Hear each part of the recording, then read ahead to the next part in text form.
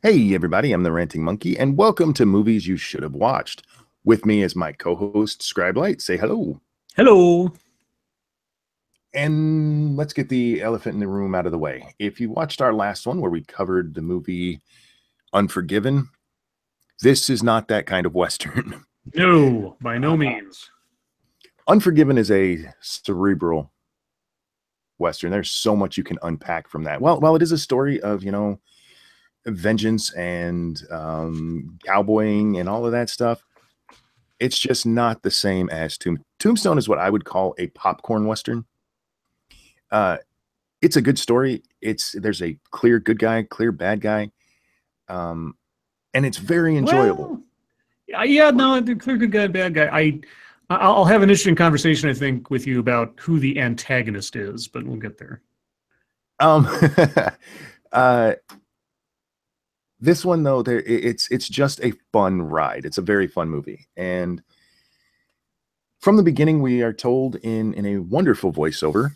You know who that is? God, who was it? I do, and I forgot who the hell is it? It was Robert Mitchum. Robert Mitchum, yes, The great Robert Mitchum, who tells us the story of the Cowboys. I'm not going to go over the whole thing in detail, but at the time they're guys who wore red sashes to identify themselves as the Cowboys, and they were basically cold-blooded killers. And then we open on a before we get there, oh, sure. A couple of parallels in both Unforgiven and Tombstone. We get this quasi Once Upon a Time opening, and we're talking about basically a fable after a fashion. Mm-hmm. And like you said before, like Unforgiven, where Unforgiven was subtle, there's no subtlety in Tombstone. No, there's absolutely no subtlety in Tombstone. And it should also be pointed out, Unforgiven is entirely fictional. While this movie is not entirely truthful, it is at least based on true events. The Yes. events of Wyatt Earp and the gunfight at the OK Corral. Mm-hmm. So we open on the wedding, and it's the wedding of a Mexican police officer. And as the bridal party is coming out of the church, who should show up but the Cowboys, led by Curly Bill, played by Powers Booth. Powers Booth. You know, it took me forever to realize that's who that was. Really? Yeah, because every time I've ever seen it, it's either got the gray hair or it's actually all white. And I seeing him with the darker hair, it just didn't click in my head. No, when I saw it way back when, I can't say that I knew his name off the top of my head, but I was like, oh, it's the guy that played Jim Jones. Because he was. Yeah. And there are a lot of people in this movie that are facial recognizable, went on to do other things, but were practically babies back when this thing was made. Well, it also had some who were the star power. Let's go ahead and get the star power out of the way. We had Kurt Russell as Wyatt Earp. Mm-hmm. Val Kilmer, who, as far as I'm concerned, nobody else can ever play Doc Holliday again. It's very much the same as Heath Ledger's Joker. He just owned the role so well. I don't think anyone else can. Yeah, I will not disagree. Val Kilmer I mean, Kurt Russell may be playing Wyatt Earp, but Val Kilmer's the star of this movie by every stretch of the imagination. You had Sam Elliott and Bill Paxton as the other Earp brothers, Virgil and Morgan. Morgan, thank you. Powers Booth is Curly Bill. Who's the guy who plays? Oh fuck! What the hell's his name? He was in Terminator. Michael Biehn. Yeah. Michael Biehn, thank you. Yeah, Michael Biehn is Johnny Ringo. Johnny Ringo, the anti-Doc Holliday. There's also Michael Rooker as McMaster, and if you know Michael Rooker, he was Henry, Portrait of a Serial Killer. He was also Yondo, however you say his name, in the Guardians of the Galaxy movies, the red mohawked, blue-faced guy. Yep, he also plays the incredibly racist guy in The Walking Dead in the first season. Yes, that is also true. God, who else was there? Was John Corbin was in there, who eventually went on to Northern Exposure. I forget his name, but the guy who was on Wings, the blonde guy who eventually, like, he's the one that starts the whole OK Corral bullshit. Mm-hmm. God, what was this? Jason Priestley's in there from 90210. Is that is another one that I didn't realize who he was until somebody told me, and then I looked and I'm like, holy shit, that is him. Yeah. Let's see what else. Dana Delaney was in it. He was very big at the time. Dana Delaney, China Beach, man. When we get to Dana Delaney, I got things to say. Stephen Lang was Ike Clanton, and Stephen Lang, as some of you may know, he was in the Civil War movies as Stonewall Jackson or others, depending. He was also the bad guy in Avatar. Charlton Heston was in there as a cameo for like minutes. It was amazing. Like, Billy Bob Thornton when he was fat was in there. I mean, and that is this is something else about this movie. This movie is probably one of the most quotable movies in history. From I'm Your Huckleberry to that scene in particular with Billy Bob Thornton is one of my favorites. But all right, so we've gone over There are so many big name people in this movie, some who were big at the time and some who went on to bigger things. But casting was amazing, just amazing casting. So we have the wedding, they killed him, and we get our first taste of who the cowboys really are. I mean, we had the voiceover who told us, but there's a priest who walks up to them and is berating them for what they just did, in Spanish, of course. And Johnny Ringo pulls out his gun and just shoots the dude. Mm-hmm. This was in 1879, I think it is. Something like that. Yeah, 1879. That is just not something. You didn't kill a priest. Mm-hmm. And he did it cold blood, and everybody's like, well, fuck, okay. But what the priest was warning them of, and he wasn't really warning them. He was quoting the Bible to them. He was quoting a passage from Revelation. About death coming upon them, basically warning them that there would be vengeance for what they did. Well, specifically, he says, a pale horse and a pale rider, and death came with him. Now, not to get too cerebral on that for warning by the priest, but I always thought that Doc Holliday was the pale rider in this fucking movie. Well, he kind of is. He really is. Yeah, in both a literal and figurative sense, especially for Johnny Ringo, but we'll get there. The other part, there's a great line in there that Johnny Ringo delivers. There's Curly Bill asked for a translation of what the guy was saying, and one of the cowboys is trying to interpret it, and he goes, he's just talking crazy. And then Johnny Ringo tells us what was actually said.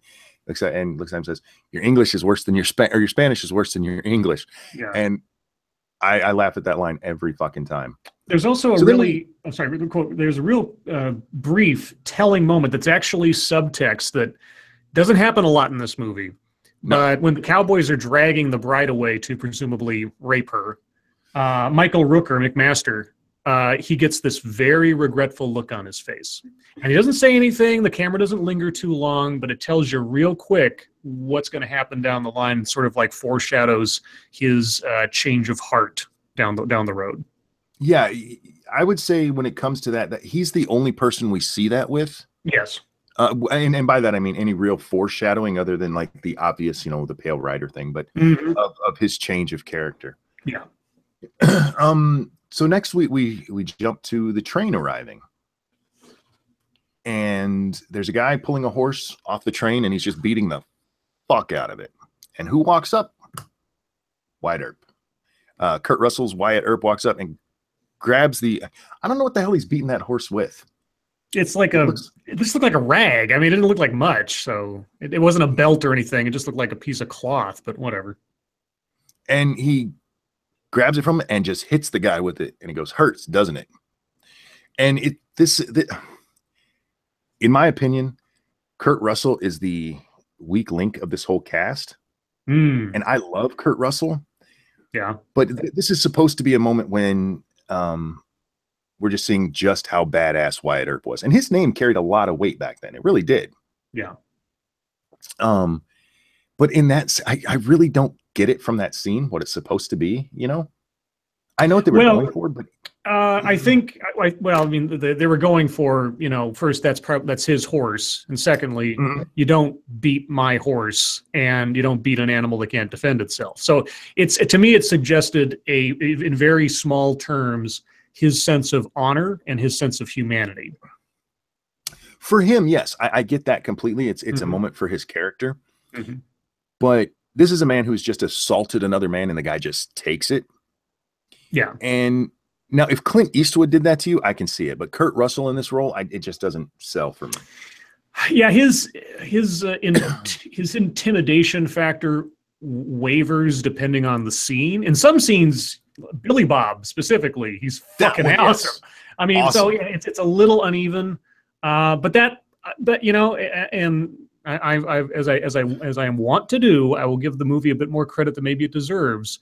Truth be told, that is reflective of his character and his wavering priorities in the movie. Yeah, sure.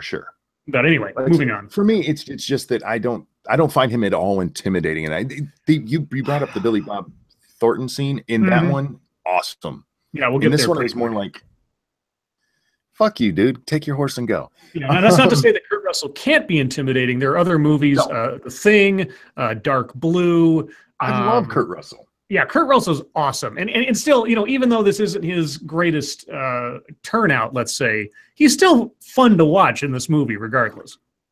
He is. I think the problem for me with his character in this movie is that the other characters were so bigger than life. And I think they were really trying to do Wyatt Earp a service by keeping him more grounded. Yeah. And again, I don't hate the movie. I don't hate him.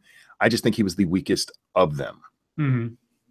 So anyway, we get to meet the rest of the Earp clan, Virgil, Morgan, and the three wives, including Maddie, who's Wyatt Earp's wife. And we immediately get the hint that she might be an opium addict. The other part of the family we get to meet is Sam Elliott's mustache. Yes, isn't that glorious? Amazing. That is the best mustache ever filmed. Ever. It's amazing. Sam Elliott is such a badass in this. And the other two wives, we never really, I mean, we hear their names a couple times, but they have practically nothing to do with this movie. No, they're window dressing for the most part. Sam Elliott could get away with hitting somebody who just hit his horse and intimidating him. This is true. Sam Elliott, just on that mustache alone. He is made of like sun-dried leather. He's right up there with Clint Eastwood for just like, don't fuck with this man. Yes. So and we get the hint that this is a family that is starting anew. And the reason for that, and they don't really go into it much in the movie. There's hints to it basically, but Wyatt Earp had made his name in Kansas as a lawman, and he was trying to get away from that. He was trying to settle down with his family and just live out the rest of his life and make money, which we find out. But that they're starting over. This is not them going to be lawmen. And is it the mayor of the town that comes up? Well, first let's jump ahead. Yeah. I'm going to skip around on this because I love this movie so much, but I don't want to cover every individual detail. Yeah, and the other thing too, for anybody who hasn't seen this movie, and if you haven't, you should stop this right now and go watch.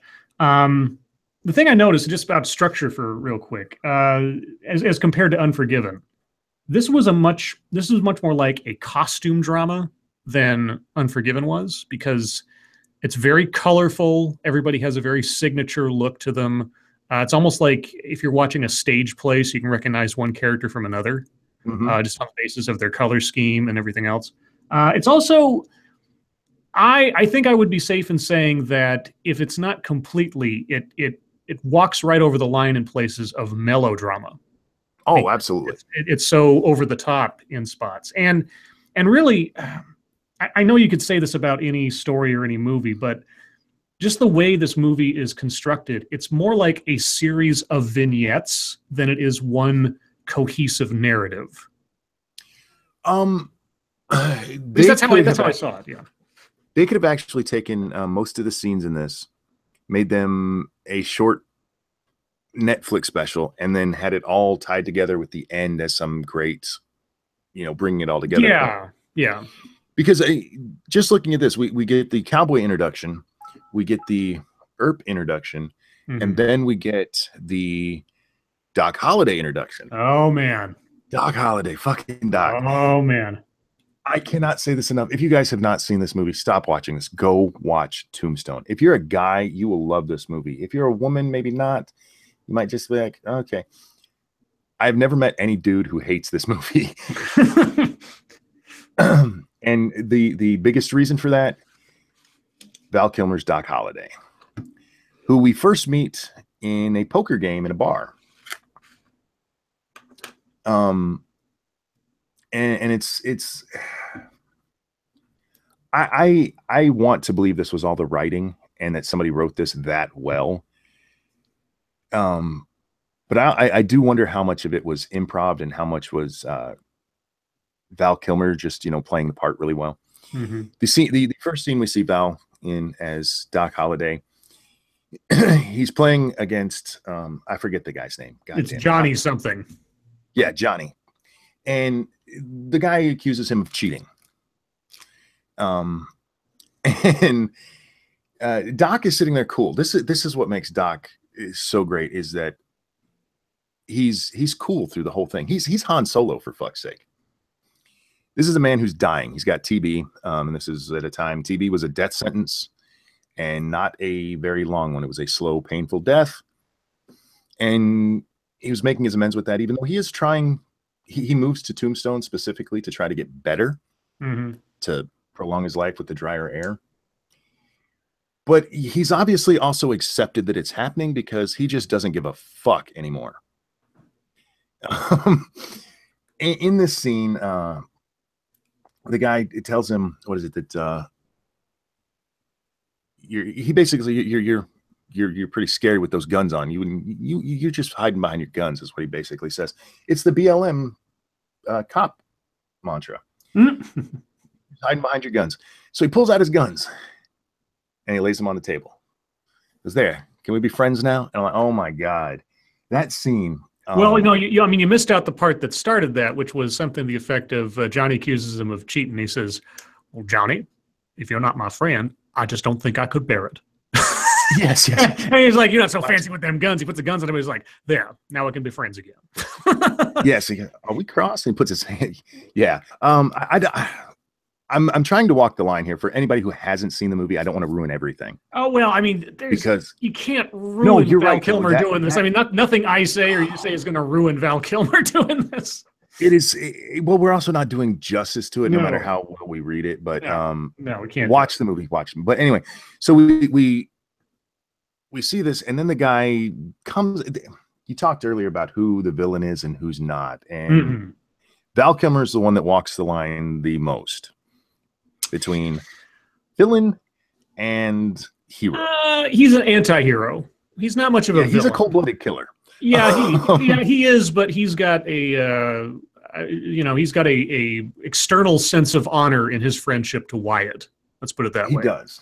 If it weren't for Wyatt, he wouldn't give any of a shit. But Wyatt is sort of his northern star, so to speak. So this guy kind of comes at Val, who then stabs him.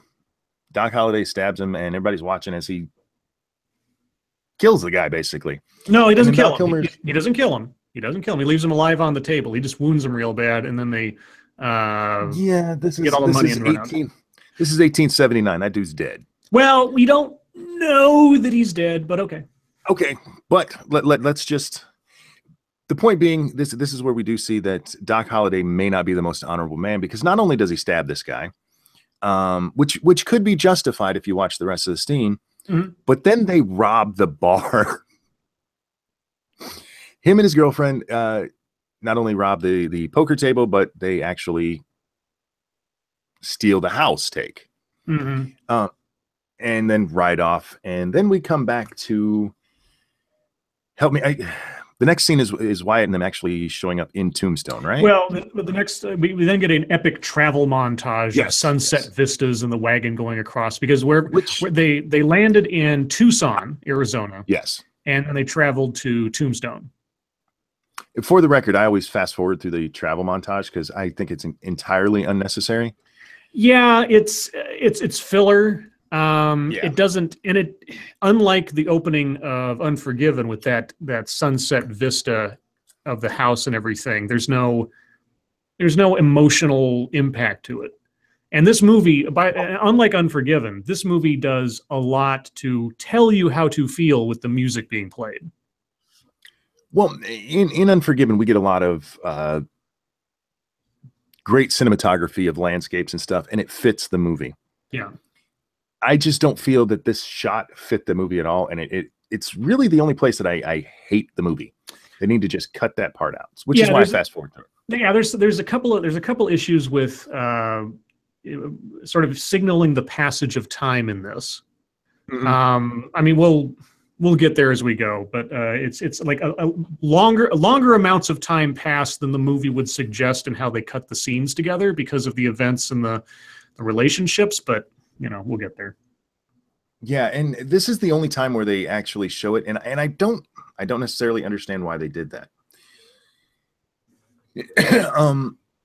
But we see the Earps arrive, and we meet Sheriff Behan for the first time. Yes, the county sheriff. Yes, who is a weasel, just a fucking weasel. Yeah, a cowardly weasel. Who played that guy? Because you know, I swear to God, I don't know that I've ever seen him in anything else before. John Tenney, and yeah, he's done TV. But he had such a Hollywood look about him. I'm surprised that I didn't see him in anything else, or at least not remember him in anything else. And the stuff he's done is relatively small. He actually had a very classical movie appearance. And by that, I mean like the old, like 20, when film first started and there was no talking, and you would have, you know, your bad guy up there who would tie the chick to the train tracks. He could have fit in there perfectly. Yeah, he's a dandy, but he's also a little bit of a snively P. Whiplash, the way that he's got his mustache and how he carries himself. Yeah, he's a cunt. And he really is. He's a sniving weasel. And he's talking to the Earps, and when he finds out our Earp's name, Wyatt makes it very clear, I don't want anything to do with being a lawman. Yep. And Behan is the only person in the movie who hears that and lets it go. Yeah, pretty much. He's like, okay. He's like, everybody else at some point pushes him further, but Behan's not like that. No. He's immediately trying to sell. I got cottages for rent. Throw in a good cleaning. Yep. Then this is one of those times where we have the passage of time you were just talking about that you don't really see. Wait! You're skipping a gigantic part of the deal here. The three brothers get together, start looking around. They're asking about the town. They get pointed out all the saloons and everything, and like, except for the Oriental, it just hasn't done very well. So Wyatt walks in there and finds Billy Bob Thornton being the bully that's basically taken the place over. And the bartender, owner, operator says, yeah, that guy, you know, he's driven out all the good customers and everything else. And Wyatt Earp's like, okay. And so he walks over there, and he just, I cannot recreate the scene. And first and foremost, if you didn't know that was Billy Bob Thornton, you'd probably have a hard time recognizing him if you've only seen him in movies in the last like 10 or 15 years. Because Billy Bob, yeah, he looks healthy. Yeah, Billy Bob Thornton has gone through a metamorphosis since the 90s between Tombstone and especially Sling Blade. Now, just as a tangent for a second, you want to see a transformation of a person into something you wouldn't recognize. Look at Billy Bob Thornton in this, then look at Sling Blade. You wouldn't know if you didn't pay attention. But anyway, so I'm not going to try to recreate the scene. Wyatt Earp gets Billy Bob Thornton kicked out of the place, but the best, my favorite line of his interaction with him is when Billy Bob is like getting ready to pull his gun, and Wyatt Earp, completely unarmed, by the way, he doesn't have a gun on him at all. He's got it in a box somewhere. He says, "Skin that smoke wagon and see what happens." Yes. Such a great. There are such great lines and lingo in this that are so antiquated but so perfect. Well, this is another sign of Wyatt Earp not wanting to be a lawman anymore. He's not even carrying his gun. Yeah, right. And Billy Bob says to him, you run your mouth kind of reckless for somebody who doesn't, carry a gun. I forget the exact line. Mm-hmm. And yeah, he's like, I don't need a gun to get the drop on a tub like you. It is such a fucking great scene. There's so many of these in this movie where you have to see the scene. We're not going to do them justice at all. Yeah. But basically, Wyatt intimidates this guy out. He slaps him around a little bit, but just on his pure intimidation alone, he's like, yeah, okay, I'll leave. And Wyatt actually drags him out of the bar by his ear. Yeah, it's just... and kicks him out. And he turns back to the bartender and says, so how does 25% of the house take sound? I mean, yep. He just basically did a protection scheme right on here. Now, and we're talking about the Cowboys, which they describe as sort of like one of the first organized crime type deals in America. Wyatt Earp has just done that himself effectively. So he did, but he also provided a service. It's true. He's a bouncer. He's a big bouncer. It's true. Yeah. And he didn't insist on it. He just said, how about it? Right. And if, as they said, all of the other bars in the Strip are doing really great, and this is the only one that doesn't because of that asshole, that might be worth it to you. So then we go back outside, and he meets up with his brothers, and this is where we meet the other law in the county. I forget his name. It's the guy who was on Magnum PI. Well, the character's name is Marshall White, I think it is. Marshall White. No, Marshall. Yeah. No, I'm okay. When I said Marshall or the Magnum PI, that's the mayor, not the law. Sorry. Yeah, no, the mayor's. White. Yeah, the mayor's. I forget his name. But anyway. And here's where we get another hint that Behan is an asshole. Wyatt says, "There's sure is an awful lot of law in this town," because we met the county sheriff earlier, and White goes, "Who? Behan? He ain't the law." Yeah, and it's really true. We find that out later. But then we have the. God, I'm so sorry. My mind is. It's okay. I got notes here. So Doc Holliday also. Yeah. So they go. Yeah, they go outside. I'm sorry. I was just going to explain real quick. I'm sorry, guys. I am very drugged up right now due to pains. I am sorry for fucking this up, but go ahead. Yes. Okay. So anyway, so White goes outside to tell his brothers that now they're in the saloon business all of a sudden after like 5 minutes of activity. Doc Holliday steps out, and Virgil's not too happy to see him. Morgan likes him, and of course Wyatt's happy to see him. And then Billy Bob Thornton, trying to get revenge, runs out with a shotgun to take revenge, and he runs up on the four of them, and they're just standing there looking at him like, "Oh, hi, Johnny," or whatever his name was. And okay. Wait, he's talking to his brothers. Wyatt's talking to his brothers, and we see Billy Bob Thornton walk up with the shotgun, and this is where we first see Doc meet up with them. Mm-hmm. Because he goes, Johnny Tyler. And that actually stops Billy Bob in his tracks, hearing Doc's voice. He goes, "You madcap, where you going with that shotgun?" And that's where, and then we just forget about Billy Bob for a minute as Doc comes over and meets up with the Earps again, shakes their hands, and yeah, we see the almost disdain in Virgil's eye, even though he still shakes his hand. Mm-hmm. And They have a little discussion about poker and the virtues of gambling. And one of my favorite lines of the movie, we see Doc turn back to Billy Bob Thornton.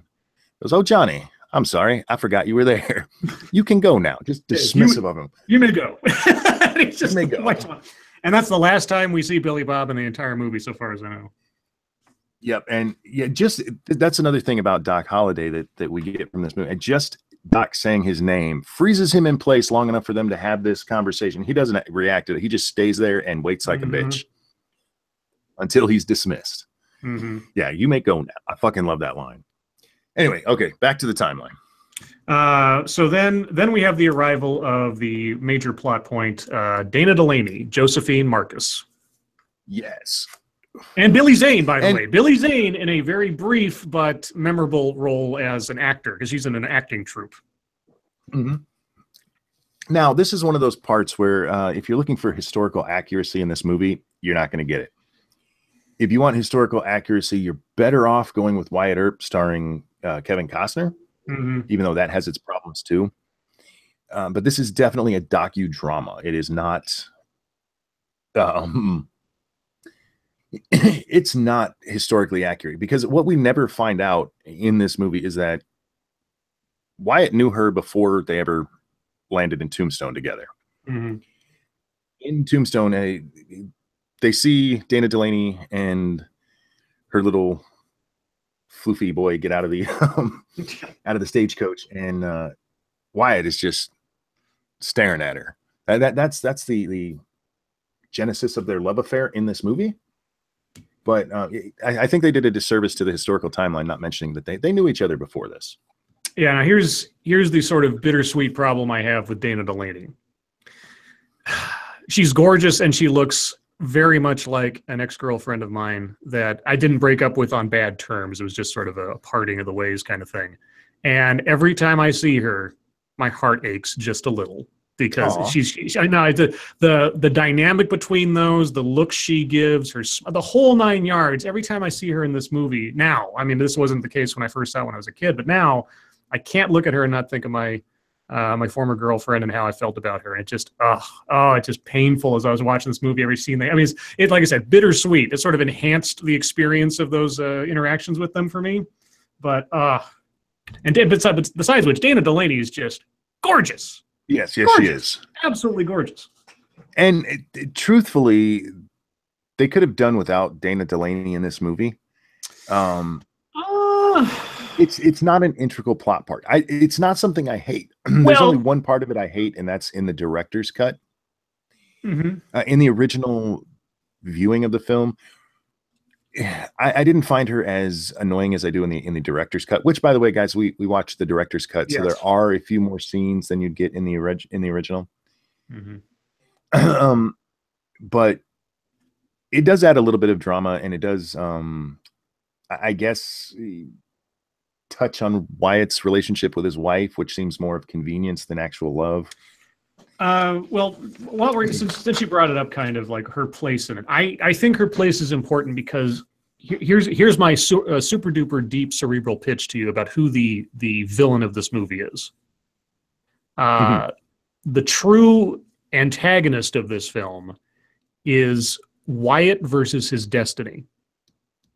Because since the beginning of the movie, people are like, hey, Wyatt is like, nope, I'm retired. And there's, I mean, and again, in the universe of this film, not in the sense of a historical thing or anything else, I'm just talking about this film specifically, but he is constantly fighting against his destiny to be the lawman, to fight the bad guys and everything else. And every time that he fights against that destiny, something bad happens. Like he resists becoming the lawman, and somebody gets shot. He resists doing this, and he loses the love of his life because he went back to staying away from taking a risk. That I think, more so than any other bad guy that you could say give a name to, is the antagonist of this movie. Does that make sense? It does, and I see what you're doing there. You're making this movie deeper than I Hey, that's my job. That is my job here. That's what we've established at this point. You are absolutely not wrong.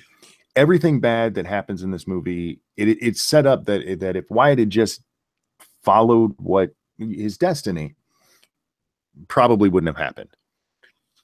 I will give you that, because like in this scene, especially if you know that they already knew each other, if he had just gone up to her, hard feelings are left out. But let's get back to our timeline. We can come back to. Sure. So Billy Zane and Dana Delaney show up, and Wyatt sees her, and there's the sparks and everything. And then can I talk to you? This is actually another scene. Sorry, I know I said to move on, but the interaction between Billy Zane and Dana Delaney is actually another great example of the writing in this movie. Because Dana Delaney asks, "Who's that?" And Billy Zane gives this very poetic description of Wyatt Earp, the quintessential frontiersman, his eyes closed by the sun. And she says, "I want one." And he just goes, "Happy hunting." Yeah. It's probably the least, I've never heard anybody else talk about that scene, but it is another great scene where the writing is just like, that was good. Mm-hmm. That was well played. So almost immediately thereafter, we cut to a theater scene where everybody in town is there. The Earps, the Cowboys, everybody. And they're getting ready to watch the performances done by the acting troupe that consists of Daniel Delaney and others. And this is one of the weird things about this whole dynamic is that all the good people and all the bad people are all there as one big community in the same room being entertained by the same thing, even though they all, like, Wyatt Earp has a notion of what kind of person Curly Bill is after a fashion. Yes. I mean, he's not an idiot, but at this point in time, this is the town, and everybody sort of has this armistice, essentially, just to watch this traveling show, which was, a rare thing at that time, I'm sure. And so we get the Earps up there in their little boxes, and that's the first time I think that the mayor shows up and says, "Hi, I'm Mayor blah blah blah," and he says, "Nope, not going to do it." And the mayor just kind of like walks off. Hit you. Barely looks not at interested. Him. Barely looks at him. And by the way, the mayor, where is it here? It was here earlier. I had it on the list. Well, he was Terry O'Quinn. Terry O'Quinn, who was on Lost. He was on Millennium. He was the stepfather. He's been all over the place. He plays the mayor in like 4 or 5 scenes in this whole movie.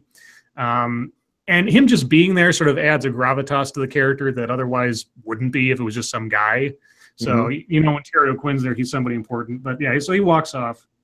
And we see the Cowboys shooting at the actors. And this is just, the guy gets up there to juggle. One of the guys pulls out his gun and shoots the bowling pin out of his hand. And he's like, he runs off the stage. And then Billy Zane comes out to do a little Shakespeare. They shoot at him too, and he keeps going, and he does a little bit of Shakespeare.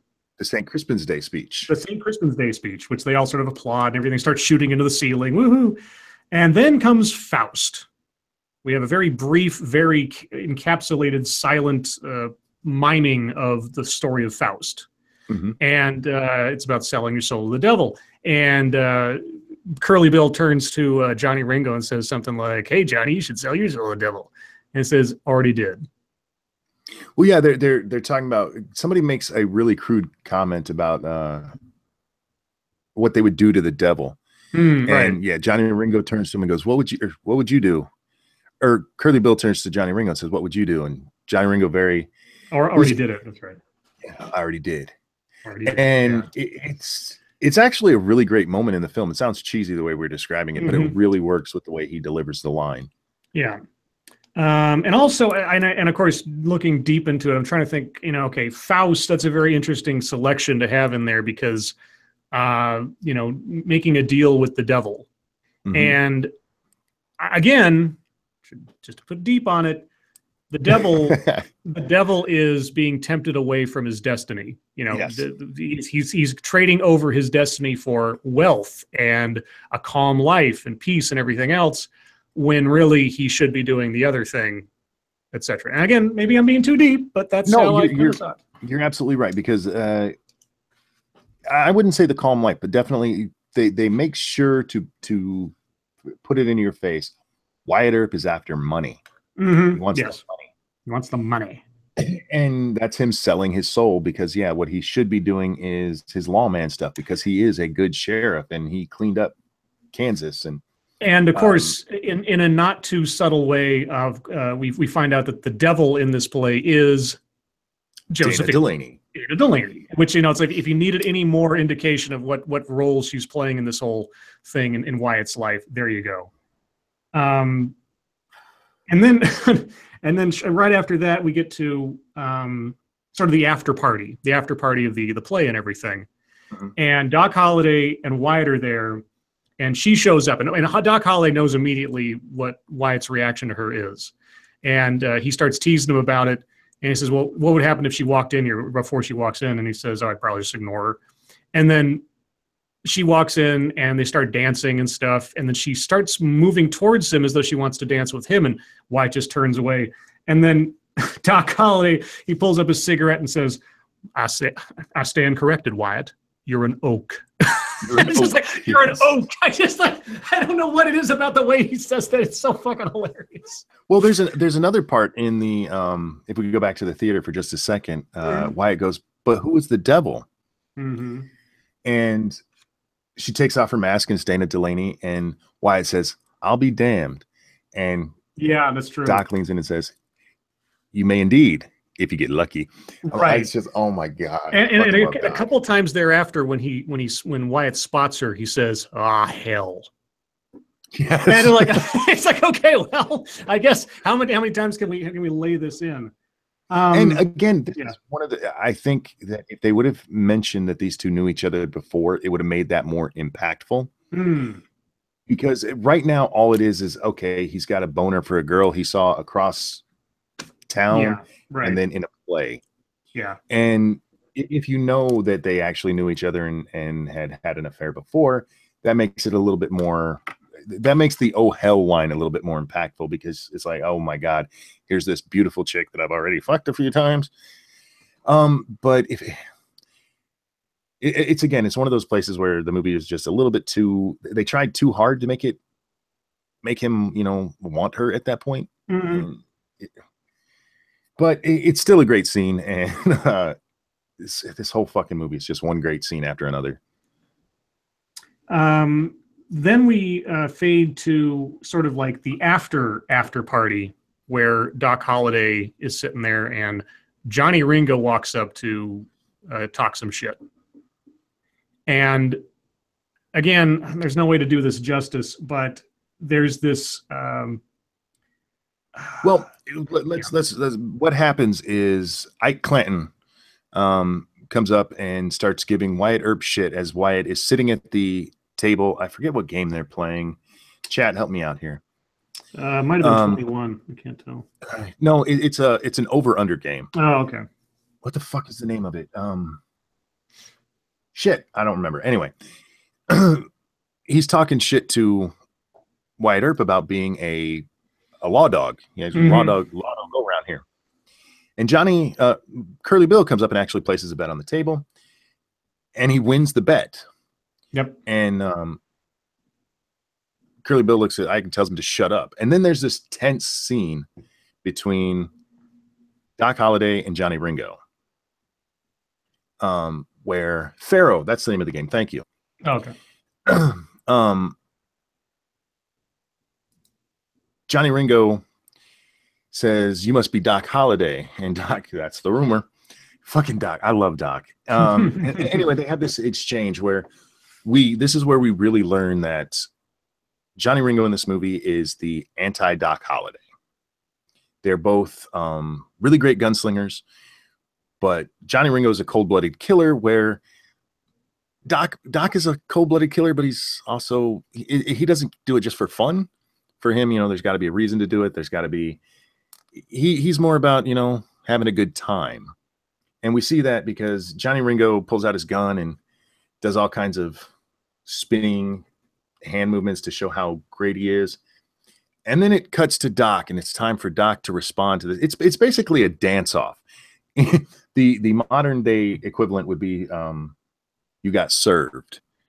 Well, before you jumped ahead a little bit, because the relationship between Doc and Johnny Ringo is established when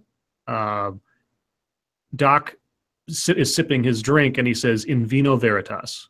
Yes, in wine truth. And then suddenly they have this back and forth in Latin. And so you can see that between the two, I mean, if you didn't need any more information to establish that these two guys are essentially not necessarily two sides of the same coin, they're sort of like, whereas Doc is a gray area good guy, Johnny Ringo is like the worst of the worst bad guy. Yes. But he does have a sort of educated, proper air about him regardless. He's very quiet, very cool, not very outlandish, Johnny Ringo, save for how he dresses. Otherwise, he's very, reserved and intelligent, and second in command to Curly Bill. And so they established this competition almost between the two at this scene. Well, there's another great line in there. Doc turns to his girlfriend, wife, whatever the hell she's supposed to be. Kate, this is Johnny Ringo. What do you think? Should I hate him? She goes, "You don't even know him." And then they have the Latin exchange, and Doc turns and goes, "That's Latin. Johnny's obviously an educated man. Now I'm sure of it. I hate him." Yeah. Fucking Doc. It's such a great scene. But anyway, Doc's reaction, instead of pulling out his own gun and twirling, he takes his drink, his cup, his tin cup, and starts doing the same moves, which everybody laughs, and it defuses the situation. And the Cowboys walk away. Johnny Ringo, not Johnny Ringo. God, why do I keep calling him that? Curly Bill buys around for the whole house, and the scene's over. And we move on to what scene comes next here. So let's see. Then we just out of the blue, and this is one of those scenes where the implication in the dialogue that's upcoming tells us that some time has passed, because Wyatt Earp is out just riding his horse, and we just see him, and the camera stops, and he's like, "Ah, hell!" And then he sees Dana Delaney at the bottom of the hill on her horse, and he rides. Real quick, I do have to mention, this is one of the scenes that is extended in the director's cut. Yes. So he rides up to her, and they start having a conversation. And in that, so they go up, and he mentions how her horse is in season or whatever. Yeah, her horse is in heat. In heat, yeah. And he's like, "We better separate him." And she's like, "No, let's run it out of him." And she starts riding off, and he turns, and before he chases after her, he says, "Yeah, I'm an oak, all right." And he rides after her. It's a great line. And so they eventually they stop riding, and they sort of settle down to sort of just sit and talk. And I'm not going to go into the whole scene, but he does ask her about why she's with Behan. Now, she had just arrived in town, as far as the movie showed, like the day before. But apparently some span of time has passed where now she's in a relationship with Behan, even though she only just arrived. Now, in the original cut of the movie, that part isn't in there. Right. All they talk about is what she wants out of life, and that's where she says she wants room service. Yes. In the original cut, that's pretty much all it is. In the extended cut, yeah, they go into her relationship with Behan. And I'm wondering if maybe that's why they didn't cut that out, is because it does show how much time has passed without really telling us it has. Yeah, except that the transition from the bar the night before, and then him out on the plains in his horse, is immediate. There's no fade. There's no sense of things changing. It's just like it's the next day. So I can see why, for continuity / logic's sake, they took that line out of the theatrical cut. Right. But it does show that there is a competition there, and she says, I just like men, it's like, whatever. Yeah. And really, we don't need to know how much of a relationship she has with Behan for most of it. In the original cut, it's hinted to very, very subtly, especially leading up to the gunfight at the OK Corral. Mm-hmm. But it's never explicit. And that one section of the extended cut does make it very explicit. Yes, there's a lot more interaction between she and he. Yeah. And this is that's another scene that when I watch this movie, I fast forward through, because I don't need it in the movie. I really don't. Well, then we get sort of a pivotal actual plot scene where it's nighttime in Tombstone after they've gone on their ride and everything. And I think, actually, I take it back. I think he heads back, and we have Maddie and Wyatt fighting. Well, that's another one that's not in the original. The little argument they have there doesn't happen in the original movie. So it only makes sense within the director's cut, and it also really only makes sense if you know about Wyatt's relationship with this woman prior to Tombstone. Right. But it's another scene where we find out, Maddie's just a fucking drug addict. Yeah, laudanum and opium and everything else. Yeah. But then we get to another opium fiend, Curly Bill. And Curly Bill is in an opium den with the Chinese section of town, I guess, in some opium pit. Oh, God bless. I am so sorry. I'm going to mute for a second. I'm going to keep listening. I will be back in like 30 seconds. Okay. Well, anyway, I will slowly summarize in order to not get too far ahead of Monkey. But Curly Bill is high on opium and really, really happy. And he expresses this happiness by walking out into the middle of the street and start firing his guns into the air and shooting at the moon and shooting at random civilians walking by. And the gunfire is heard from the saloon where Wyatt and his brothers are, along with the actual marshal of the town, Marshal White. And so Marshal White is kind of looking at Wyatt, like kind of hoping that he'll maybe do something to try to stop Curly Bill. But Wyatt, again, fighting against his true role / destiny, says, not my problem. And so Marshal White, very reluctantly, goes outside and confronts Curly Bill and holds a gun on him and says, Curly Bill, settle down, give me those guns. And Curly Bill calms down. He turns his guns around and moves to hand them to the marshal. Now, this is a really weird scene because as he's handing the guns, he pulls the trigger on one of his guns and shoots Marshal White in the chest and kills him. Mm-hmm.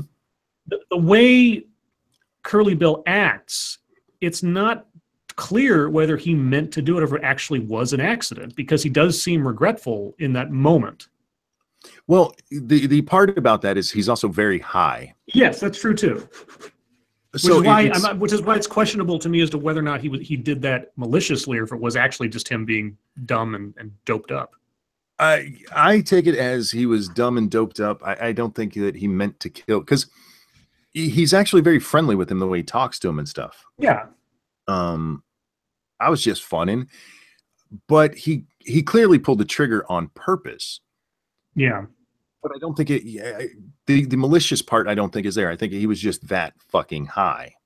Yeah. So then this brings Wyatt and his brothers out. And this is where we have our first standoff with the Clantons, essentially. Mm-hmm. Because Ike is there and his brother, the blonde one, who I always forget his name. But anyway, so they're there. And they all got their guns leveled on each other, and Wyatt's he's got Curly Bill by the scruff of the neck, and he's like this, and everybody's like, hang him. He's like, no, he's going to trial. And there's kind of almost like a lynch mob starting up to try to avenge the marshal. And Wyatt holds his gun on the blonde guy, who will eventually be the catalyst of the whole OK Corral thing. But he holds a gun on him and says, I'll turn your head into a canoe. No, he actually holds the gun on Ike. Was it Ike? Okay, was it maybe Ike? Ike comes up and says, "Let him go, turn him loose." Is the actual word right. Yes. And Wyatt's like, "No," and Ike goes, "I said turn him loose." Well, I'm not gonna. And Ike goes, "We can rush him, boys," and he starts moving in on him, and he puts the gun right to Ike's head. Yeah. He goes, "Your friends might get me in a rush, but not before I turn your head into a canoe." Jesus. And then we get another. Then we get another great Doc Holliday moment, because the younger brother, the Clanton, and I am so sorry I forget his name. The guy who played Sandman in the horrible Spider-Man movie. I'll find it, but yeah, go ahead. And was in Wings. Anyway, Thomas Hayden Church playing Thomas Hayden Church. Playing Billy Clanton. Billy. Yes, there we go. Okay. Doc Holliday comes out, and Doc is drunk off his ass, obviously. And Billy looks at him and goes, "The drunk piano player. You're so drunk, you probably couldn't hit anything." And that's where Doc pulls out his second gun. You're probably seeing double. Oh, yeah, probably seeing double. Yes, thank you. Pulls out his other gun, spins each of them in the opposite direction. He goes, "I have two guns. One for each of you." Yeah, exactly. So it does eventually break up, and we cut immediately to them talking about it the next day in a building they never really explain. Yeah, because they're shooting pool there. Yeah, it's a billiards hall or something. And we hear Wyatt telling what happened at the trial. So we've had another jump in time, right? That they don't really explain, but anyway, we find out that at the trial, Curly Bill gets off because there were no direct eyewitnesses of the murder of Marshal Fred White. Or at least nobody that was willing to come forward, let's say. Excuse me. Which tells you a lot about what was going on in the West at the time. And the influence the Cowboys. It's hinted that the influence the Cowboys might have in just intimidating the real law. Mm-hmm. Yeah. So we have that interaction, and that's when we get. It's the mayor who comes in, right? The mayor and I forget the other guy. Fuck, what is his name? Anyway, they come in to ask Wyatt to please become a cop again. Right. And he says no. And then he turns to Virgil, who was also a lawman. I go, what about you? You used to be a lawman. And the Earp's just like, no, we're not doing this. Right. And it's another part where we get the whole deal with the devil, because he tells him, you guys have made a lot of money in this town, but basically at what cost? What's going on around you? What are you ignoring to make that money? Mm-hmm. And after he leaves, Virgil leaves, and you see him save a child from getting run over by horses, presumably from Cowboys, assholes who weren't paying attention, yeah. Cowboys. And you see this look of, and you know it's coming. It's a foreshadow that's not very subtle. Yeah. Virgil's going to become a lawman here in Tombstone.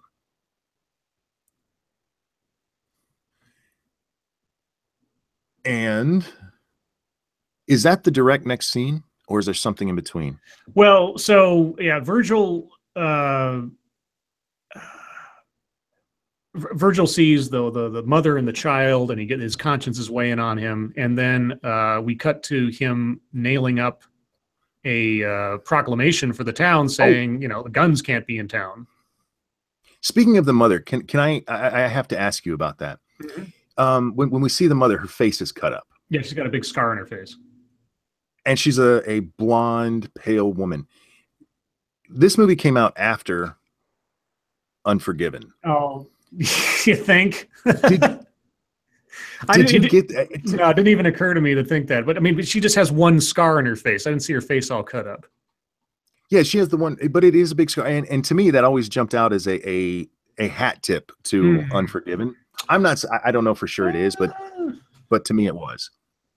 Especially if you know the story of Unforgiven, where this woman was cut up and horrible things happened to her.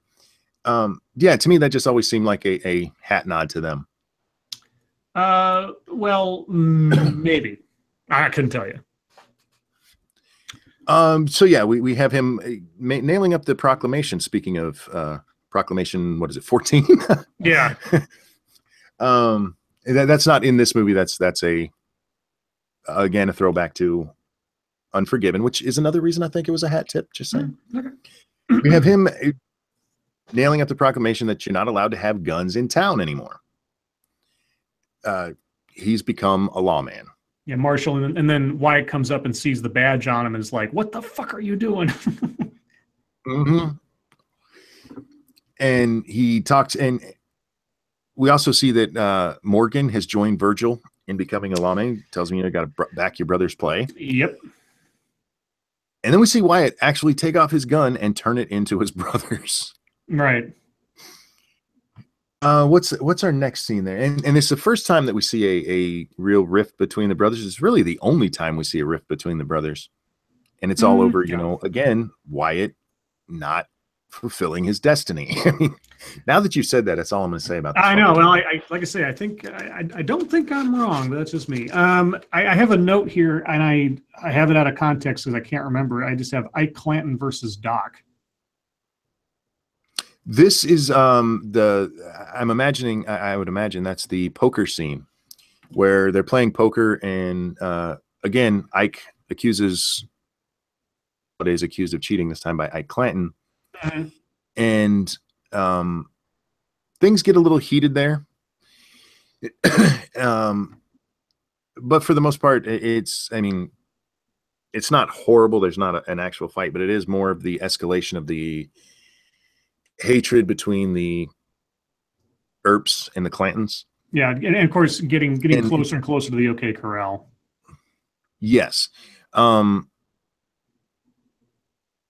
We also see how bad Doc's tuberculosis is, right? Because he's coughing so bad that coughs up blood. Blood's coming up, and he eventually passes out. Yep. Then I have a note that there's another Maddie and Wyatt fight over the bottles and all the drugs and everything else, and her being suspicious of his intentions towards Josephine, and more drama showing that their marriage is pretty much in shambles. Mm-hmm. Yeah, but we don't care about but that. then we're leading up, right? So this is one funny thing. We're in a scene leading up to the OK Corral, but there's a wagon going by that says "equal pay for equal work," and it's got women in there. Yes. And this sort of display thing as this wagon's going by. I thought, feminists.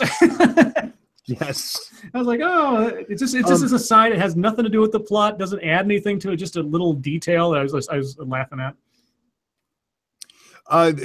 Going back to the poker game between Ike and Doc, there is an important thing that was missed there. At the end of that scene,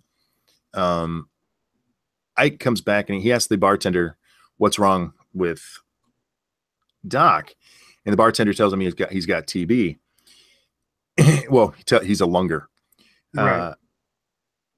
And Ike says, "I hope you die." And then there's an exchange between Ike and the bartender, where the bartender, Ike's complaining about being cheated, and the bartender tells him, "Nobody cheated you." And he slaps the bartender. He goes, "I don't take no lip from no bartender." Mm-hmm. And he threatens the Earps. He says, "You tell him if I see him, they're dead." And Virgil walks up in behind him, hits him with his gun, and knocks him out. Yeah. And Ike actually ends up arrested. We see him in the jail later. So we have whatever scene it was with Maddie, and for some reason I can't remember that scene. I have a note of it. Probably. Yeah. I'll say probably all the drugs I'm on, and I do apologize for that, guys. Yeah. I have nothing else to say. I'm sorry. That's all right. So what's our next scene there? Well, then we're all the hubbub is that the Clantons are off over, and they've got guns, and they're violating the law, and they're dangerous and everything else. And Virgil's going to go enforce the law, and of course everybody knows that. Disarm them, and the Clantons are out for blood, as we've already been told several times over, and they've got reason to have a grudge. And so Wyatt, tries to convince them, don't do it, but they're going to do it because it's his job, and Wyatt knows it's his job, so he says, "Well, you better swear me in." And so then comes the OK Corral sequence where the brothers are marching off, and for some reason there's a house on fire behind them. There's a scene. Doc comes up. And he goes, "What's this out here about the Clantons are gunning for us?" And he becomes part of it. Yep. And this is a really interesting scene because even though Virgil is the sheriff, Wyatt goes, "You better give that shotgun to Doc." Wyatt is still calling the shots here. He's still the leader of the good guys in the movie. Right. And then we get the box art scene where they are walking to the OK Corral. And it is a beautiful shot. It really is. There's a fire. There's a house on fire. For some reason, there's just a house on fire behind them. And they are just walking down the street. Now, if you ever go and read one of the websites that points out the historical inaccuracies in this movie, this is one that so many people have a problem with, because in the real world, your town sheriff and stuff would have been trying to help fight that fire. Right. Not been walking down the street to go kill people. Yeah, just have a dramatic fire behind you as you're walking away. It is cinematically, it's a gorgeous shot. It really is. And it just makes these guys look badass. So they get to the OK Corral. The area behind it is where the gunfight actually took place. Mm-hmm. And as they walk up, everybody just kind of puts their hand on their gun. Yep. Nobody actually draws yet. And Virgil, he just tells me, "Look, we're just here to disarm you. This is what we don't want to fight." And then they kind of blame Doc Holliday for what happened there. They do, yeah. They do, because he's looking at one of the other guys. He's looking at Billy. And he winks at him. Yeah. Which apparently is the sign for, okay, we're gonna kill all you bitches. Yeah, right.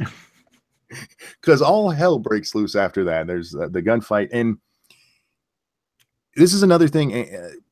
I talked about this last week, and not last week, 2 weeks ago when we talked about Unforgiven.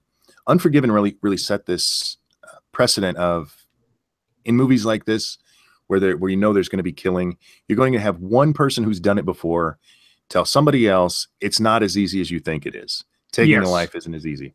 Right. And Wyatt has that conversation with his brother Morgan, or right after they hear about the Clantons having all the guns. He's telling Morgan, look, there's something else you just don't understand. It's not cool to kill people. It's not easy. Mm-hmm. So there's the big fight. Morgan gets shot in the leg, but our heroes prevail. Morgan kills Billy. Morgan kills Billy, and I think it was kills. I think Morgan kills Billy. No, I take it back. Doc Holliday kills Billy with the shotgun blast, and then Morgan kills one of the other Clantons in the head. He shoots him in the head. I forget which one. Real quick, this has nothing to do with the actual the great part about, or how great this movie is, but this scene has led to one of the biggest arguments me and my best friend have ever had. Mm-hmm. Doc has a gun that'll fire twice, and if you just watch the scene without paying attention, yes, I saw that. But he only actually fires the gun twice. It shows that it shows that he fires it 3 times, but he fires it, and then they switch angles, and you see him fire that same first shot a second time.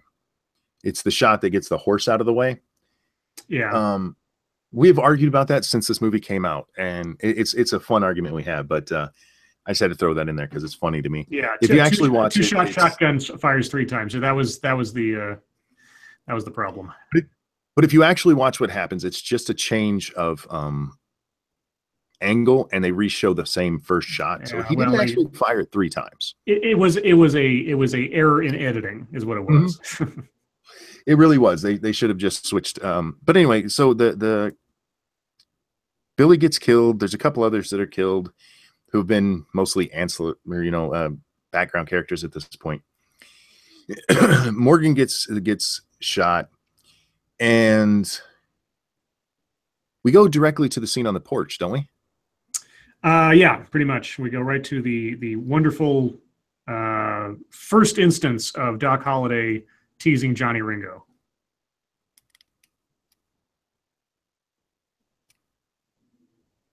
Hello? No, that's not the scene I'm thinking of. I'm thinking of the funeral scene. Well, the note I have is "I'm your Huckleberry." Oh, no. Okay, that comes just a little bit later. Okay, all right. The scene that you're missing is the funeral procession, and we actually see like Billy. Well, they're all made up in makeup and stuff and rouge and all that. And they go past Wyatt and Morgan on a porch, and Morgan says to Wyatt, he goes, "You're right." Mm-hmm. He goes, "That's not where it's been." It's a really a great scene emotionally, but it's another one of those scenes that you talked about earlier where the music helps clue us in on how we're supposed to feel. Right. Yeah. Which wasn't needed in this scene. No. But then, we cut to Doc is getting a shave, mm-hmm. and Johnny Ringo in the only time we actually see him emotional, he's obviously drunk, and he starts calling out the Earps, and he wants to play a game for blood. Mm-hmm. And Wyatt's like, I'm not interested. And Doc is up on a porch, and he's got his gun behind him. He goes, "I'm your Huckleberry." Oh. And oh God, fucking Doc Holliday. And so they're getting ready to square off, and the Cowboys come and save Ringo because Ringo's drunk. He's going to lose to Doc at this point. Yeah. So they come and save him. And okay, where do we go from there? What's your next note? Well, then we get into and I don't know if this is the director's cut or something, but even though the Clantons and the Cowboys are the bad guys and everything else, you do get the sensation that even though the Cowboys are the bad guys and the Clantons are bullies and everything else, they do give a shit about each other, even though they don't give a shit about anybody else. They are kind of a family of a sort. It's sort of like mm-hmm. the mafia kind of deal. So this feud between the Earps and the Clantons, yeah, from the Clantons' perspective, it's like the Earps show up and they change all the rules. They make everything lousy. They're carpetbaggers effectively, whereas these guys are locals. And so, you know, and sort of if you take away the moral play act of the whole thing, you can kind of see that the Clantons are sort of justified in what they're doing a little bit, at least morally, because they're like, you know, you shot first, you kind of, you know, you put us all in danger, etc. If you read any of the historical accounts of this, I mean, the Doc and I don't remember if Doc was on trial. I know the Earps were put on trial for murder for this. Right. And they were exonerated, and it's not mentioned in the movie at all. But there is still in Tombstone, Arizona, the descendants of the Clantons still hate the Earps because they blame them for what happened. They accuse them of being the aggressors and well, see it as straight up murder, which they did at the time too. So we move in essentially to, for lack of a better word, a revenge montage. It's a lightning storm night. It's dark. It's a dark and stormy night. And we see that the Clantons are maneuvering themselves to take revenge on the Earps for all the shooting and stuff. And to sort of summarize everything a little bit, there's an attack on the house. Behan gives a warning effectively. I think this might be part of the director's cut. He goes to Josephine and he gives her a notion that something bad is going to happen tonight to stay indoors. Because Behan is pretty much working with the cowboys effectively. He's like one of their pals. He's their lackey. Yeah, so she, Josephine, she runs to the house where all the wives are sitting around playing cards. And by playing cards, I mean one of them is using a tarot deck talking about death and the Tower of Babylon and all this other stuff, very foreshadowing.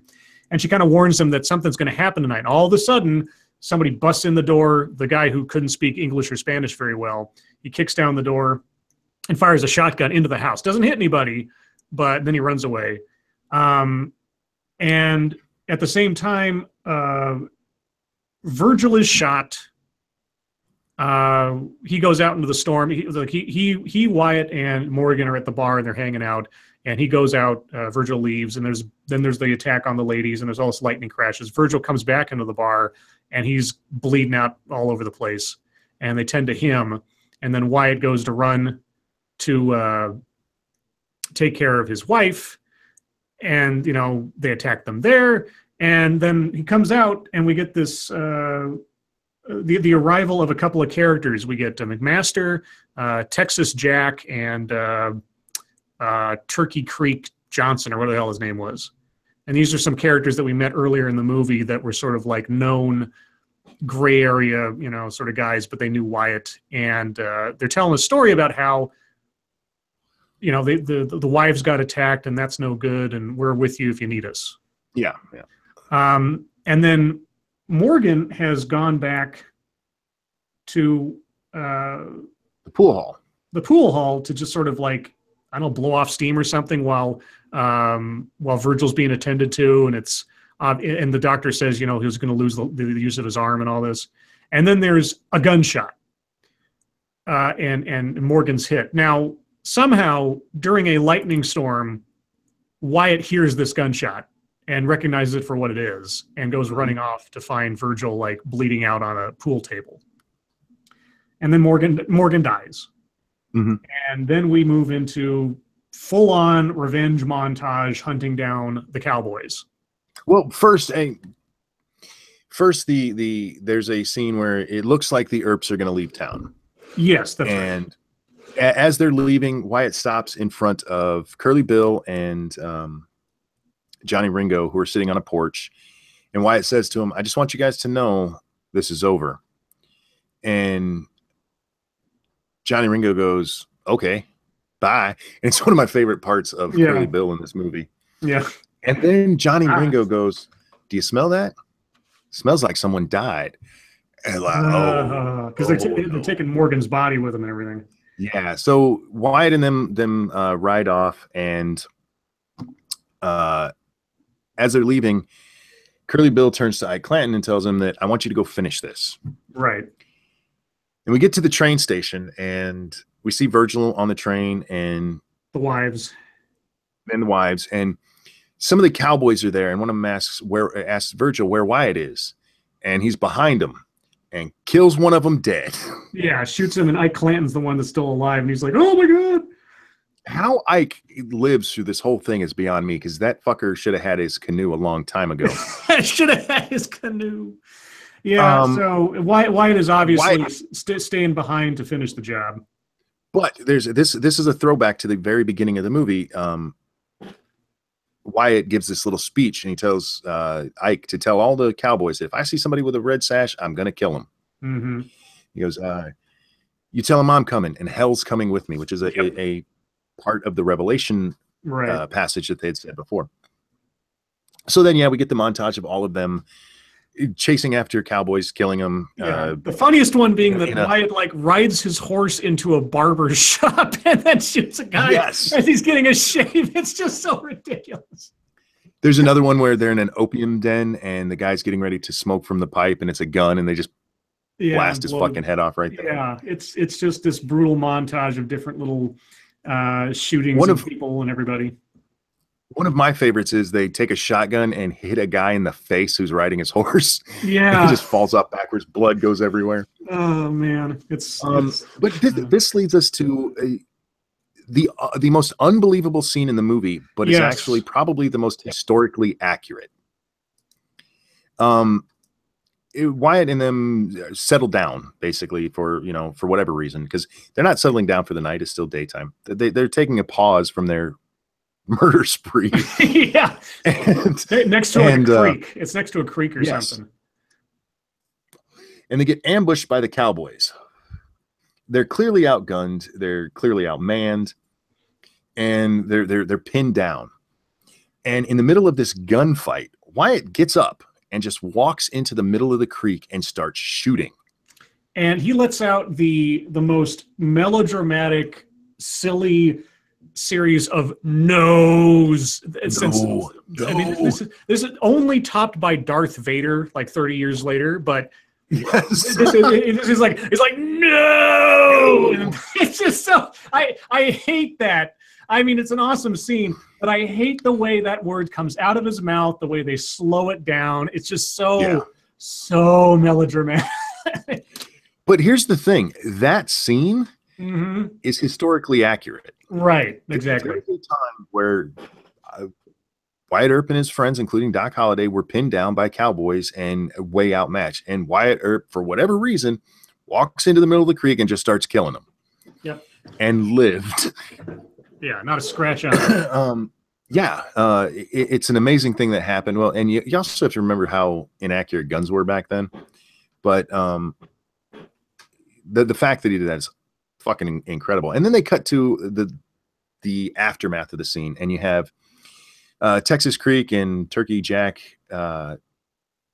talking, and McMaster's there too, and Doc is laying down on the ground, and one of them says, have you ever seen anything like that?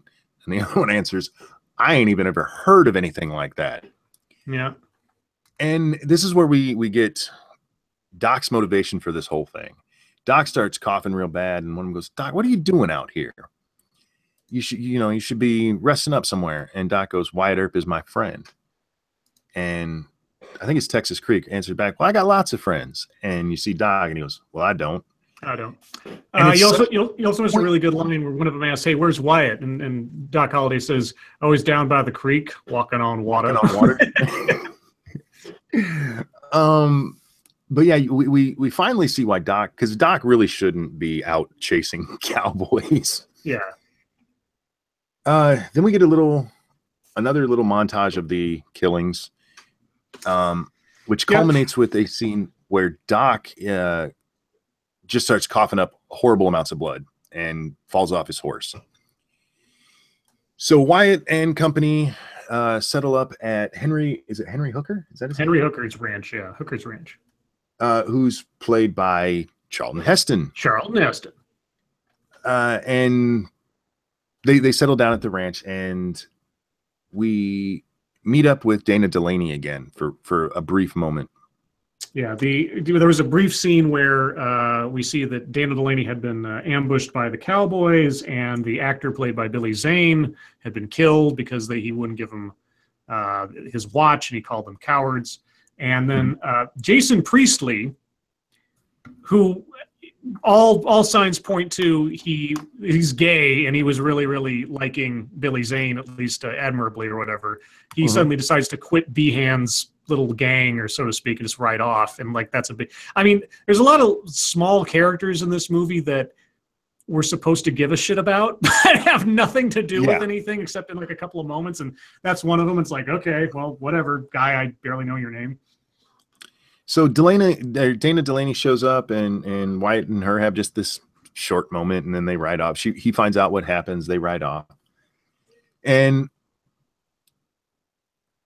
I know it's in the director's cut. I don't remember if it's in the original cut. McMaster goes to talk to Johnny Ringo, right, trying to make peace or something.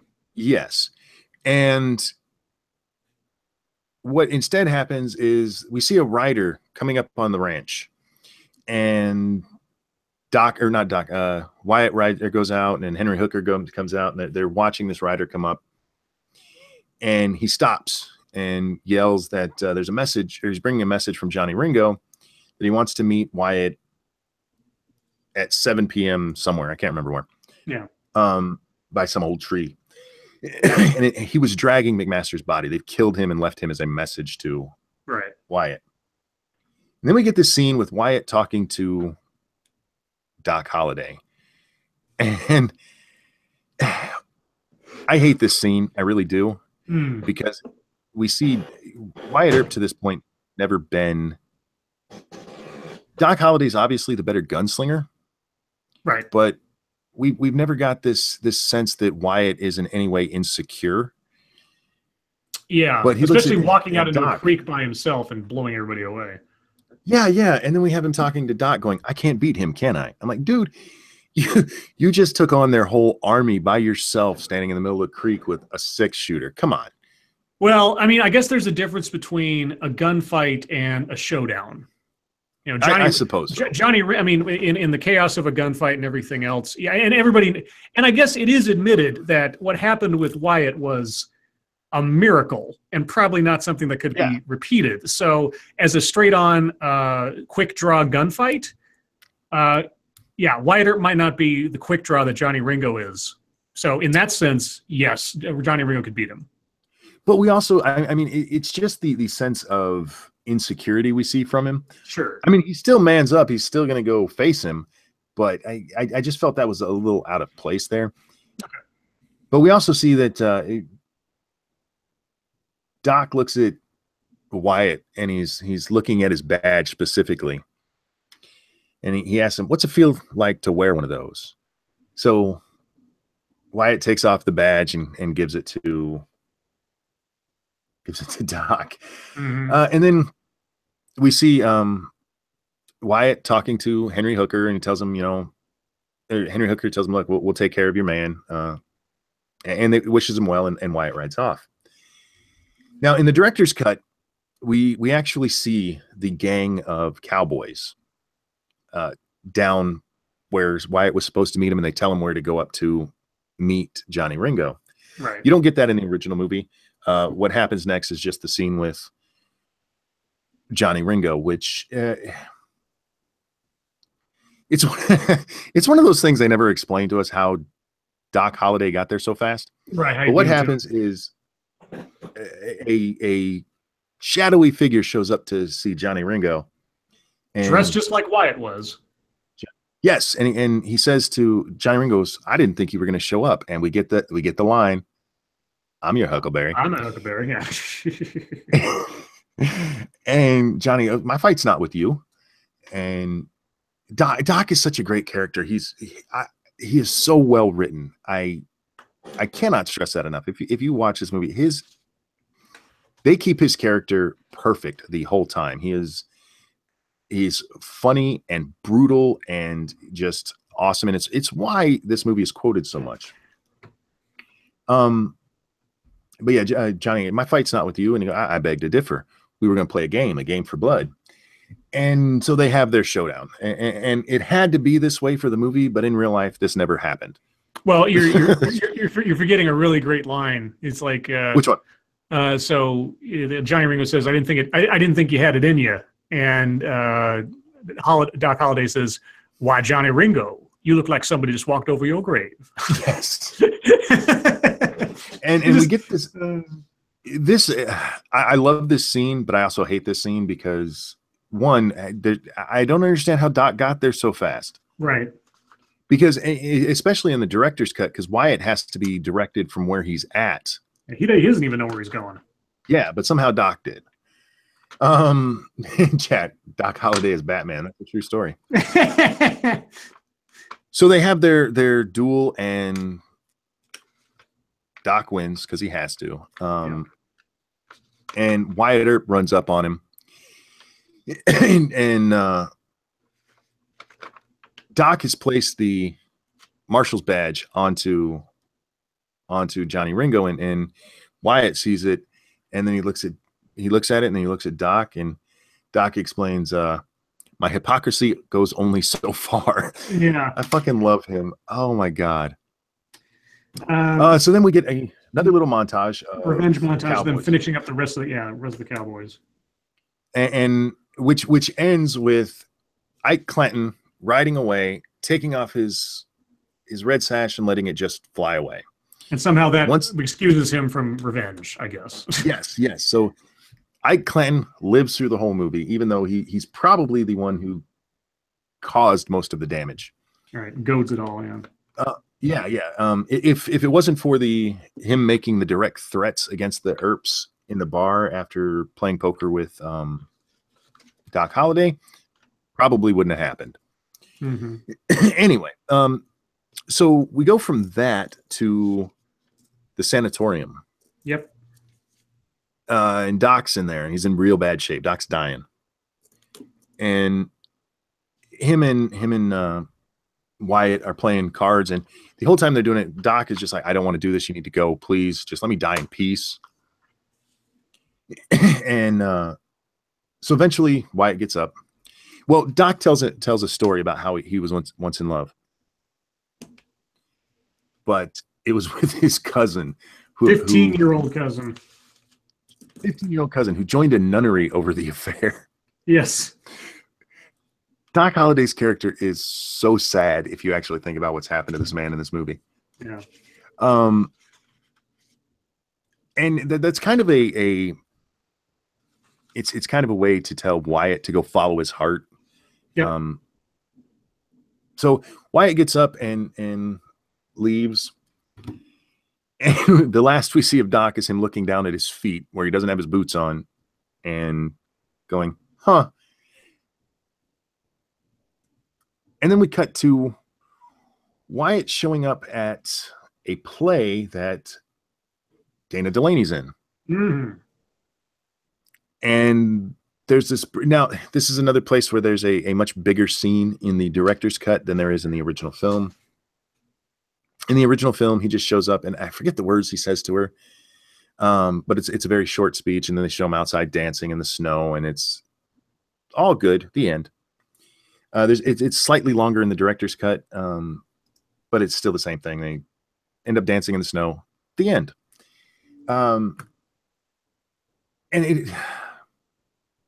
I love this movie. I can't say that enough. I've watched this movie probably more than any other movie that I own. Mm-hmm.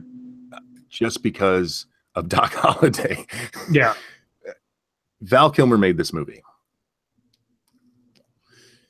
If you're looking for, like, as I said earlier, if you're looking for historical accuracy, this is not the movie you want to watch. It follows the timeline okay, but for instance, there were more Earp brothers in Tombstone than we see in the movie. There were two more. Like I said, Maddie, or not Maddie, what the hell's the name of the actress? Dana Delaney, whatever. Dana Delaney, yeah. Her and Wyatt had a much longer affair than we're given here. Doc Holliday did not kill Johnny Ringo in real life. So there's a lot of obvious holes in this movie, but it's just sitting down for a fun Western ride. This is by far my favorite movie. Well, complete unrelated. We're not. Mhm. We don't have a Lords of the Night stream tonight. No, we don't. But we do have a request for a birthday song. Oh, whose birthday? Malevolent Devil says that his grandmother Bonnie is having a birthday. We'll get back to the movie in just a moment, guys. We're going to pause for station identification. Ready? Here we go. Happy birthday to you. Happy birthday to you. Happy birthday, dear Bonnie. Dear Bonnie. Happy birthday to you. Happy birthday, Bonnie. Hey, Bonnie. So what do you think of the movie overall? It's still a testosterone fueled fever dream. Yes. Just I have not seen this movie in at least 20 years. I swear to God, it's been forever. I mean, it felt like no time had passed between the last time I saw it and this. Even though there are a couple things extra in the director's cut, they're not that intrusive, and I can see sort of why they were left out originally for pacing and other things. Mm-hmm. But yeah, in comparison to Unforgiven, it's a really great distinction between the two, because this movie is almost it's a throwback in a way to the old Westerns because of just the costume drama aspect, the almost caricature nature of some of the characters, the colorful things, the sort of, good versus evil, very clear line kind of stuff. So it's I don't want to say it's silly in places, but it is melodramatic in places that set it apart from Unforgiven, which is so serious and straight and grim. Well, I think they're two different kind of movies. They're both Westerns. Yes. Unforgiven is supposed to be more of a realistic look. Yeah, more or less. Which is odd because that's entirely fictional, where this is actually based on a true story. Right. This to me, I don't know how I want to express this. I said earlier, I consider this more of a popcorn movie. This was a fun movie, even though, I mean, there's some horrible aspects to it, of course. But like the character of Doc Holliday, which let's be honest, that's what makes Tombstone Tombstone. Mm-hmm. He is so over the top perfect in everything he does. He's always got the best line. He's always the best shot. I mean, he's drunk off his mind. I got 2 guns, 1 for each of you. You're right. It is almost silly, but it works in this movie. Well, yeah, no, because they stay consistent. It's not like Doc Holliday is completely out of place as compared to the rest of the movie or how things are structured. This movie's much more of a comic book, whereas Unforgiven was a graphic novel, if you know what I mean. That is an excellent comparison. Yeah, and that's not to denigrate Tombstone at all. It is a very entertaining movie. It's a very fun movie. It tries to insert relationship drama in places where it's not really necessary, save for, again, I mean, the dichotomy between Maddie and Josephine, him having this sort of dead weight of a wife versus the freedom, etc., that he should be pursuing, his destiny versus his sense of giving it up kind of deal. That's all they kind of represent, but that has to be there, I guess, rather than like hitting you over the head with it or something. I don't know. The only reason to include Josephine is for the very end of the movie, to give Wyatt his happily ever after. Well, it is also accurate to history, though, in a way. Because it is. Get together. That's how that happened. I mean, they did meet. They did have experiences together in Tombstone. They did leave together, etc. So that was part of the story, even if it's convenient. For the record, those two did live happily ever after. Basically, they moved out to Hollywood. They do tell us at the end, and I didn't I didn't mention it, but they do tell us that they lived happily ever after. He even went and knew movie producers and such. Mm-hmm. So I understand why if they're going for, you know, historical accuracy, kind of, I get throwing that in. But if you look at the rest of the story, the Josephine parts could be completely taken out. The only problem is if you completely take that out, he doesn't get his happily ever after. Right. And it's also, I always found this really interesting because Tombstone is one of the few Westerns that I'd seen to that point, let's say, where the hero was effectively cheating on his wife. Not hadn't been consummated, but the fact that the hero had a wife, he was married, she wasn't doing anything bad to him, she was just ill. I mean, she was treating him bad, but you could mark that up to the addiction and everything else. But yeah, he believes, and we don't see Maddie again. I mean, after the last time we see her in the movie, there's no resolution about, like, did he divorce her? Did he just abandon her? Like, what happened there? She gets on the train with Virgil, and we never hear from her again. Yeah, Behan gets away, so far as we know. He rides off, and nothing ever happens to him. There's a lot of characters that just kind of like disappear from this story at the end because it's like there's no time left. But yeah, so Wyatt is a complicated character in this, mainly because if he had just taken the badge, none of this shit would have happened. And so, yeah, it really falls on him. Freedom Fighter says, was it Charlton Heston that wept? No, the very last line of the movie, this is so odd. They talk about how Wyatt Earp died in 1929, and two of the pallbearers at his funeral were, I forget what the first guy was, but the other one was actor Tom Mix, who was a Western movie star at that stage. And the last line of the movie is, Tom Mix wept. Yeah. This is a really odd way to end a movie, but. Yeah, Wyatt Earp has a very interesting place in American history. If you think back to Western, the Western times, for lack of a better word, for the Old West, most of the names we think of are bad guys. Mm-hmm. Billy the Kid, Frank and Jesse James. It's all bad guys except Wyatt Earp. The legend of Wyatt Earp it's been memorialized so many times in television and movies. Yeah.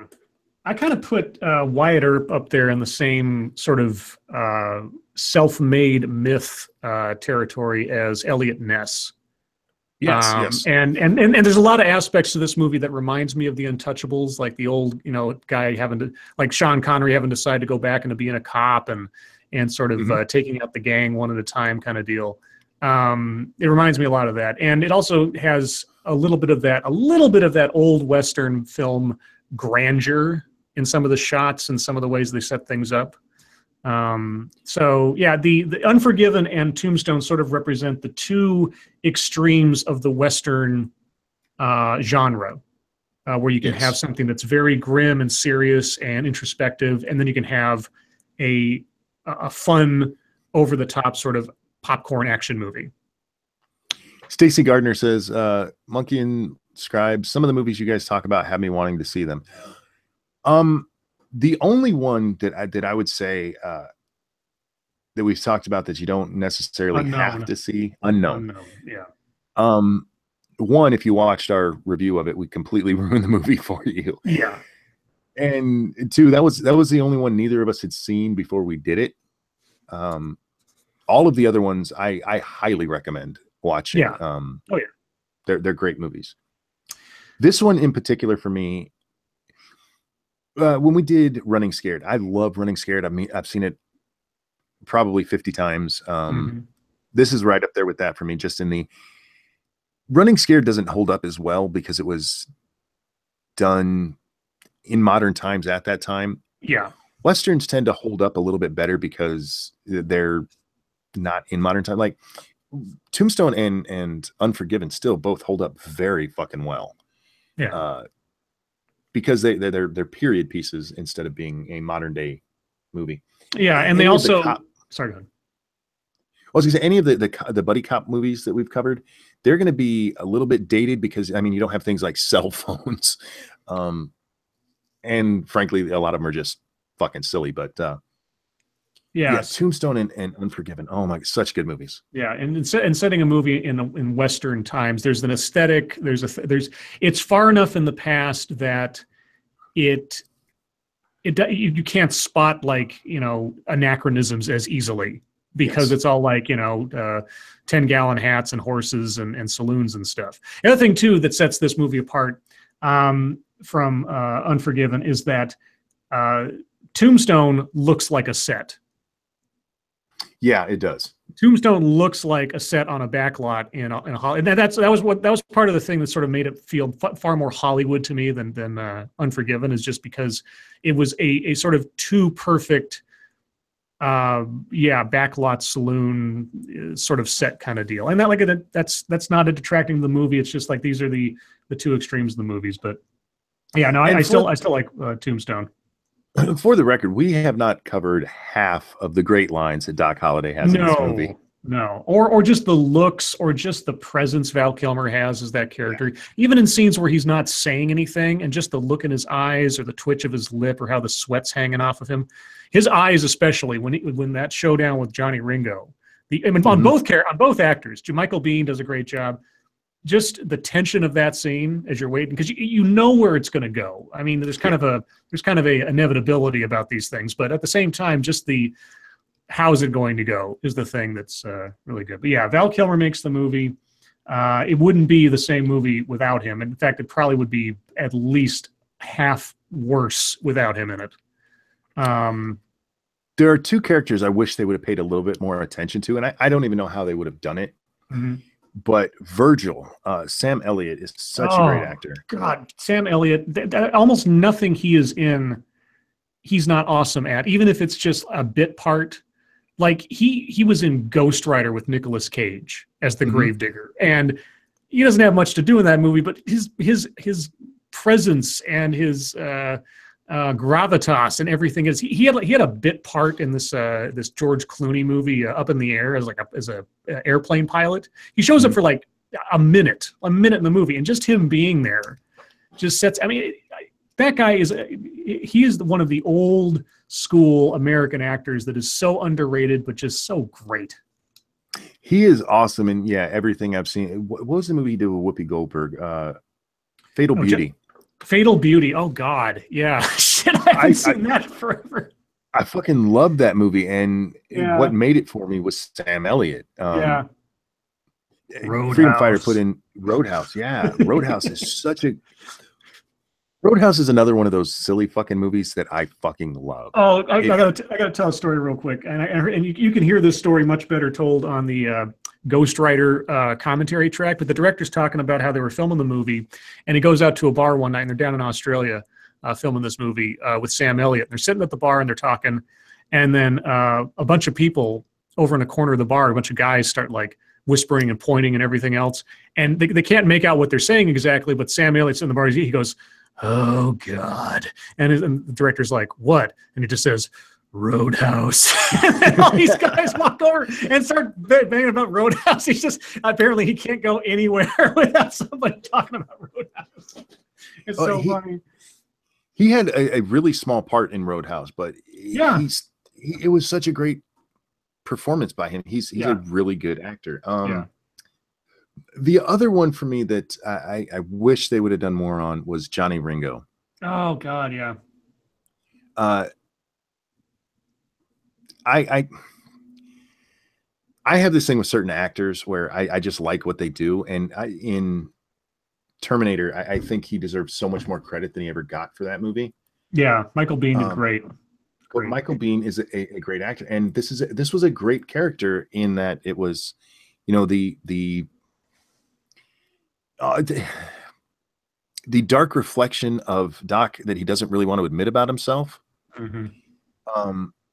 And again, I don't know how they would have made those any more for those characters to do, but I really wish there had been more for them to do. The only thing that would have done Johnny Ringo justice is to have a prequel about just him, and finding out how he sold what he did to the devil, or how he sold his soul. That whole arc would have been amazing as just a standalone with Johnny Ringo. But It still works within the movie. He's not a horrible character, but just those two characters. One, Sam Elliott, I can't watch him enough, and Johnny Ringo was such an interesting character to me with the reflection of Doc Holliday in it.